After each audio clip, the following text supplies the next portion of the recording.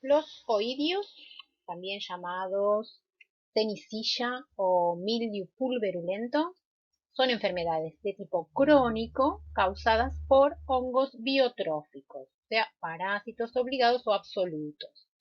Algunos se encuentran entre las enfermedades más destructivas que se conocen. En general, disminuyen la productividad de sus hospedantes. Se caracterizan por presentar un típico signo en forma de eflorescencia blanca de aspecto pulverulento que puede cubrir distintos órganos de los hospedantes, especialmente en el follaje. El signo está constituido por estructuras vegetativas, micelio, y reproductivas asexuales, conidioforos y conidios. Las estructuras reproductivas consisten en conidióforos erectos, formados por una célula basal más larga, seguida por una o más células y conidios de forma cilíndrica o de barril, que pueden ser simples, uno solo, o varios dispuestos en cadena. El crecimiento es epifítico en general sobre la superficie, pero hay algunas especies que son hemiendofíticas, como Philactinia y Pleoqueta, y Lebeilula, que es endofítico.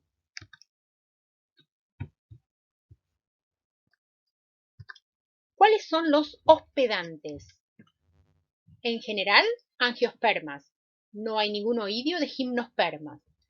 Y en muy pocas monocotiledonias, salvo Poace, el oidio de los cereales, y algunas tribus no son susceptibles. Entonces recuerden, angiospermas. Bueno, los conidios, entonces, hablando de estructuras reproductivas y asexuales, vegetativas y asexuales, los conidios son la estructura de dispersión y de infección. Tienen alto contenido de agua y sustancias lipídicas en la membrana, por lo que pueden soportar periodos de sequía y no necesitan película de agua en la superficie del vegetal para poder germinar. La superficie debe estar seca.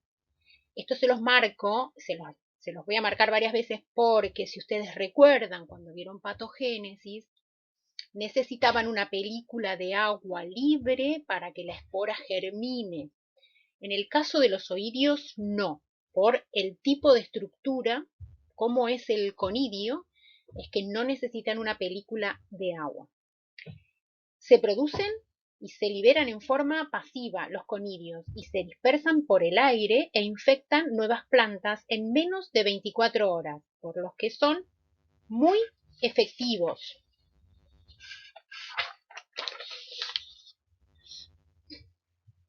Bueno, después vamos a hablar que es una enfermedad policíclica.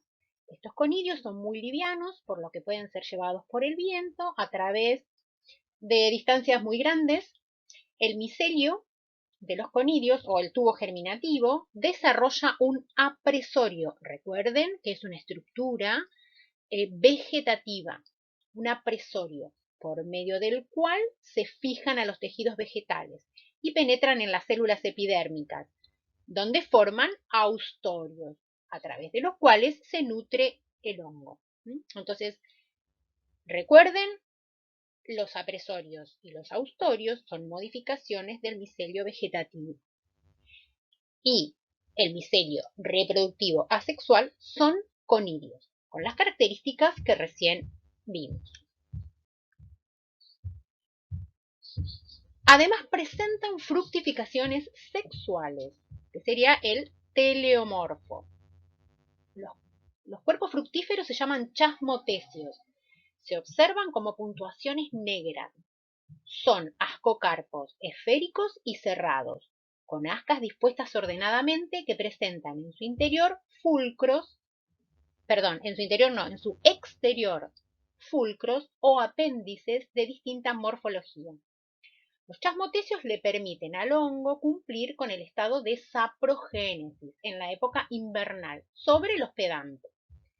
En las regiones tropicales del mundo y en gran parte de nuestro país, así como en cultivos conducidos en invernáculo, la formación de chasmotecios no es necesaria para el hongo, el cual se perpetúa infectando por medio de los conidios a hospedantes alternativos, plantas voluntarias, yemas del cultivo o en plantas de cultivos producidos de forma escalonada.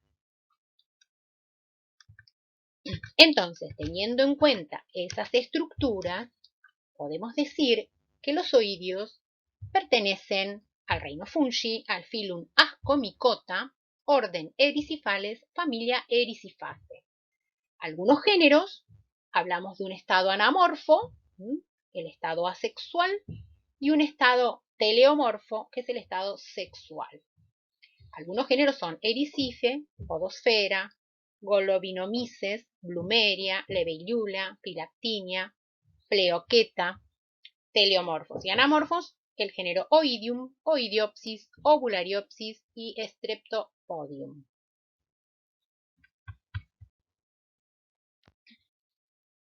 Bueno, como les dije, es una enfermedad policíclica. Si partimos desde la presencia de los cleistotecios que se forman como estructura de reproducción sexual y como ustedes saben sería la etapa de saprogénesis. Comenzamos por ahí. Cuando el cleistotecio germina y se forma, se liberan las ascosporas a partir de las ascas. Estas son las que van a iniciar la infección. De manera que las ascosporas son el inóculo primario y la fuente de inóculo es el rastrojo donde se encuentran los cleistotecios. La ascospora llega, germina, forma un apresorio, un tubo germinativo, un apresorio y los austorios de los cuales hablamos. A partir de ahí se van a formar nuevos conidios que van a ser el inóculo secundario, que van a propagar la enfermedad. O sea, en esta etapa es la etapa de patogénesis o de propagación de la enfermedad. Cuando se dan las condiciones, empiezan a formarse nuevamente los cleistotecios para iniciar la infección en la próxima temporada.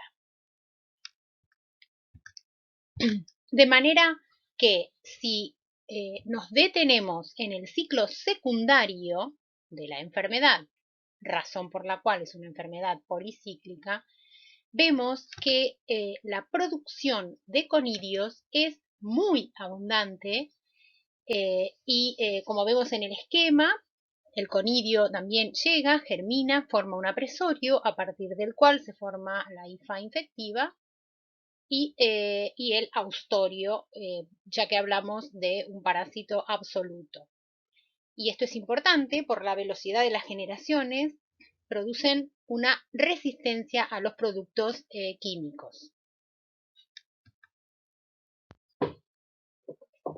Los síntomas son de tipo hipoplásico y se pueden observar en cualquier órgano de la parte aérea de la planta. En correspondencia con el signo de la enfermedad, dijimos síntomas hipoplásicos: clorosis, atrofias de plantas jóvenes, en rosal, en manzano, en plátano, en roble. Puede haber también metaplasia. Incluso puede producir muchas veces necrosis. Ejemplos de síntomas necróticos podemos observar en lotus, en Origanum vulgare y también en romero. Otros ejemplos, en perejil, en zanahoria, en la vid, que es Ericife necator, o antes era uncínula. También lo podemos observar, dijimos, en platanus, en quercus, en la soja. El pseudoidium neolicopersicii, que es el oidio, uno de los oidios del tomate, del que no se conoce la forma sexual. Fíjense que cuando el ataque es muy severo, como en la foto de la derecha, directamente se muere la planta. También el oidio en las asteraces, que el género es Golobinomyces cichoracearum. El oidio del manzano, Podosfera leucotrica. El del rosal, Podosfera panosa. Observamos los conidios dispuestos en cadena y los chasmotecios con los fulcros. Podosfera fusca. Y el oidio de los cereales, dijimos Blummeria graminis, que es, Blummeria es el estado teleomorfo. Y hay formas especiales según el hospedante. El oidio del trigo es de relativa importancia en Argentina, pero en los primeros estadios de crecimiento puede llegar a ser un problema, porque si observan, además de producir el síntoma hipoplásico, la clorosis, al estar toda la hoja cubierta con el signo, disminuye la capacidad fotosintética. Por lo tanto, hay menor rendimiento. Dijimos que el tomate tenía también oidio, Levellulia taurica, que es Oidiopsis sisula. Levellulia es el estado del teleomorfo y Oidiopsis es el anamorfo. Se observa el síntoma, esa clorosis, síntoma hipoplásico, y en el embés la eflorescencia blanquecina. Levellulia taurica, Oidiopsis sicula, también ataca pimiento. El signo, siempre esa eflorescencia blanquecina, que ustedes ya saben que es micelio y conidióforo y conidios. Observamos la penetración, en este caso es por estomas y también puede ser por apresorios. Y el crecimiento es hasta, recuerdan que era hemiendofítico, o sea que el crecimiento entra hasta las células del mesófilo y el micelio es intercelular.